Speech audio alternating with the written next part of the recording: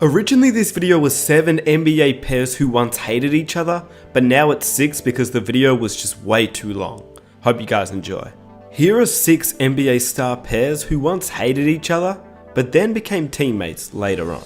Some became teammates for good, others were teammates for a game, but overall this video served as a way to show that even if 2 players in the league despise each other, don't think they can't be teammates one day. Before I start with the video, I would love if you guys could drop a like on this video and subscribe if you are new. That would be very much appreciated.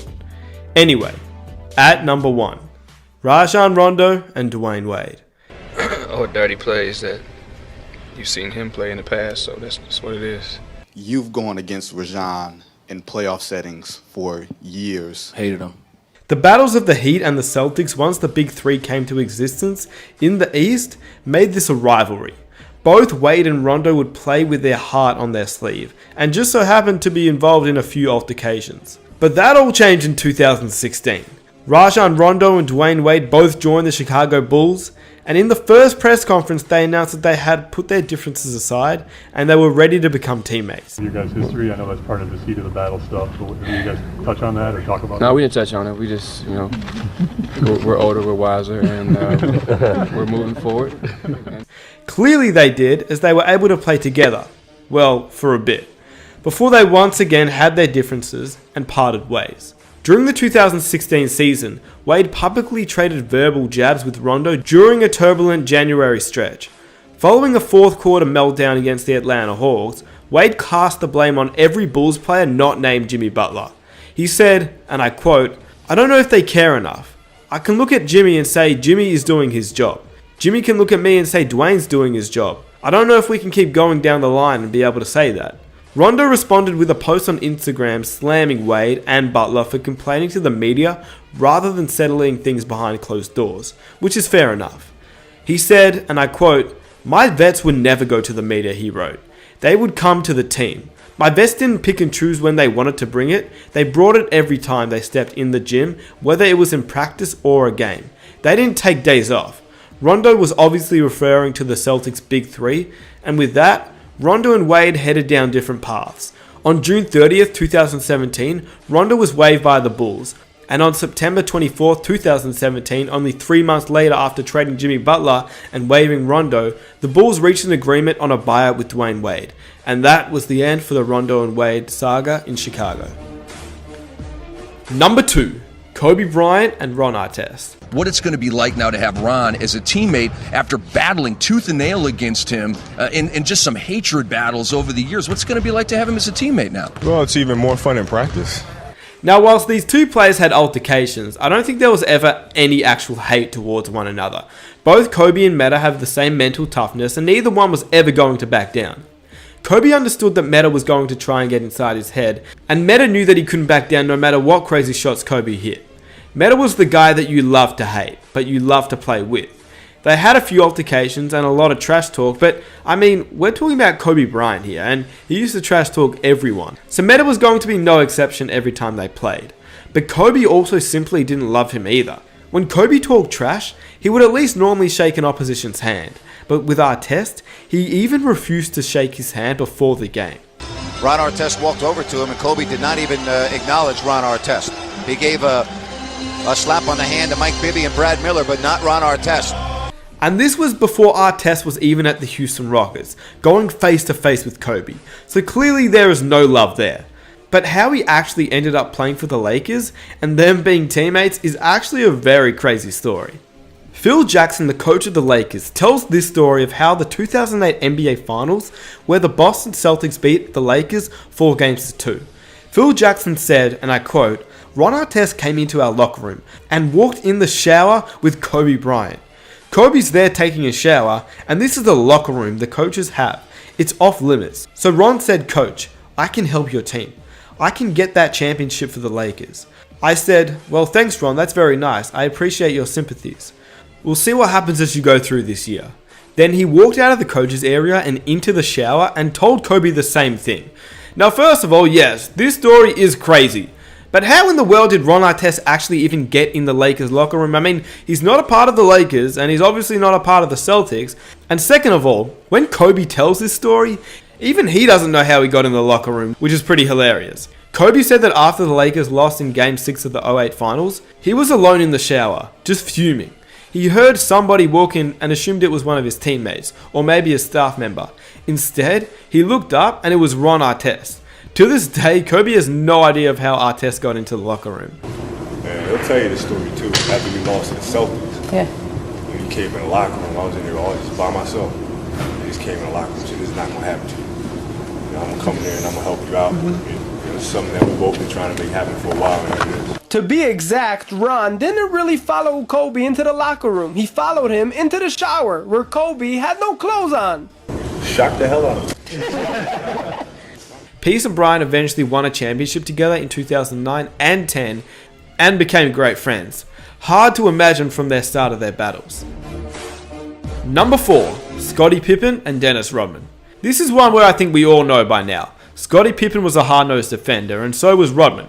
Except Rodman wasn't just that. He was tenacious, vicious, and part of the bad boy Pistons who had one goal, and that was to stop Michael Jordan and win. Now, I could have made this topic Rodman and Jordan, but I chose Pippen, based on the story behind him joining the Bulls. Before Rodman and Pippen were teammates, Pippen despised Rodman. Yeah, Jordan didn't like him either, but he was mostly against Isaiah Thomas and Bill Laimbeer, who were the leaders of the Jordan Rules and the Bad Boy Pistons. Pippen's feud was with Dennis. According to Dennis Rodman, prior to joining the Chicago Bulls ahead of the 95-96 campaign, Phil Jackson asked him to apologize to Scottie as a personal favor. I'm over to Jerry Cross's house. Phil Jackson was there, Michael was there, Scottie was there. Phil Jackson got to the point, he said, "Dennis, the first thing I want you to do is go over and apologize to Scottie Pippen." I'm like, "What?" So I went outside and we talked for 5 minutes and stuff like that. And Scottie said, "It's okay. Everything's fine, man. Don't worry about it." Went back inside. Phil Jackson asked me, "Dennis, would you like to be a Chicago Bull?" I said, "I don't give a damn if I'm here or not." That was my answer. And then Phil Jackson said, "Congratulations, Chicago Bull." And that's how the deal got done. But in the end, the Zen Masters plan worked. They became teammates and they won 3 NBA championships with Rodman on the team. Number 5, LeBron James and Lance Stephenson. No, Lance just a little dirty, that's all. We all know this beef, but how did it really begin? LeBron was shooting a technical free throw. Lance was stirring the pot off the bench, putting his hands on his neck, and as we all know, the Reggie Miller choke sign as LeBron would miss. At this point, Lance had not even logged a single playoff minute and was not even close to coming into the game. But even from the sidelines, he was making the Heat and LeBron very annoyed. According to Danny Granger, he said this. When I was in Indiana, and we had scuffles with the Miami Heat. Yeah, if you're only playing a few minutes a game, it's hard for you to go up and try to say something, make waves.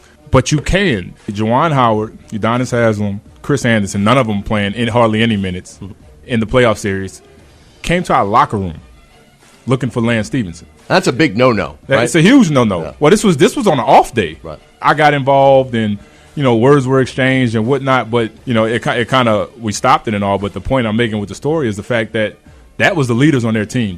Those guys wasn't even playing a lot, but they were protecting LeBron.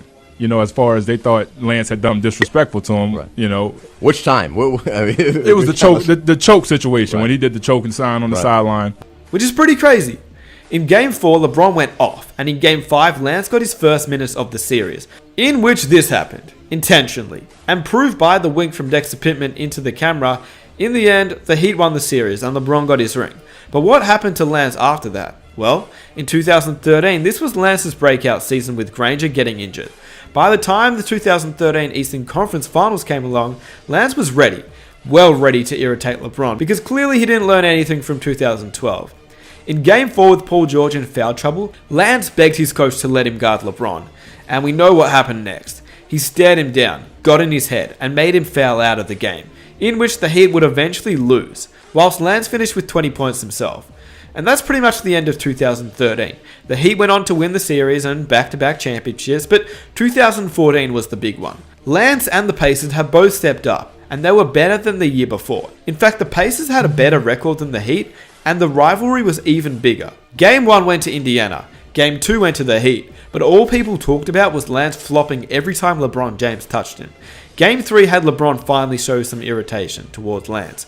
By Game 5, the Pacers against the wall, Lance turned into Psycho Lance. He joined the Heat huddle, and the famous blowing in the ear incident, which Larry Bird, who was the president of the Pacers, had had enough. He spoke to Lance after the game. Although his antics were crazy, did they work? Well, LeBron went for a career playoff low of 7 points, so maybe Lance was onto something here, as Indiana won. So in Game 6, Lance did what he said he'd do and tone it down a bit. But he still had some incidents. He managed to teabag LeBron underneath the basket, he returned the favor and touched LeBron's face, which he didn't like at all. Anyway, the Heat went on to win the series and Lance paid his respect to LeBron via Instagram. So, was that the end? Well, not quite.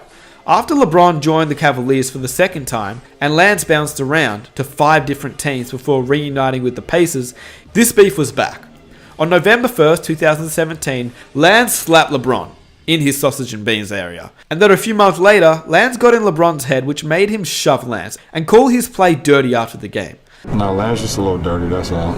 Later that year, Lance and LeBron once again battled in the playoffs. Lance hit him again, and the Cavs lost the game. Bron responded with 46 points the next game, and by Game 4, it was the same old battle. The hits, the bumps, the trash talk, and caused LeBron another tech foul, and he responded with a buzzer beater and 44 points in Game 5. The Cavs ultimately won the series, and that's pretty much it. Hard to imagine though that these two players became teammates, but hey, LeBron James left to join the Lakers and Lance followed him. Number 6, Charles Barkley and Scottie Pippen. Looking to put the Charles Barkley-Pippen feud behind them. Even if you don't like a guy, you don't have to kill him publicly, because nobody wins in that situation. These two weren't exactly the closest of rivals, and even teammates when they eventually joined forces. When these two players played against each other, it was a competitive rivalry. Some light pushing and shoving, some trash talk, just a good rivalry. Then, in 1998-1999, Pippen was traded to the Houston Rockets, alongside Barkley, his former Olympic teammate. He was also teamed up with Hakeem, but there were chemistry problems right off the bat, especially with Barkley. And in 1999, when Pippen left the Houston Big Three fail to go to the Portland Trailblazers, the 6-time NBA champion said he wanted to get away from Barkley's selfish and sorry fat butt. I wouldn't give Charles Barkley an apology at gunpoint, so he could never expect an apology. If anything, he owed me an apology for coming and play with his sorry fat butt. He's a very selfish guy. He doesn't show me the desire to want to win, and I probably should have listened to Michael a year ago when he said that Charles never will win a championship because he doesn't show any dedication. So yeah, I'd say the two probably aren't the closest of friends, and even before they were teammates, they always had a little bit of a rivalry anyway. And number 7, Michael Jordan and Isaiah Thomas. You're probably wondering, when in the hell did these two play together? And for this final one, I'm making an exception, the All-Star Game. Because the feud between these two players is arguably the biggest hatred in NBA history.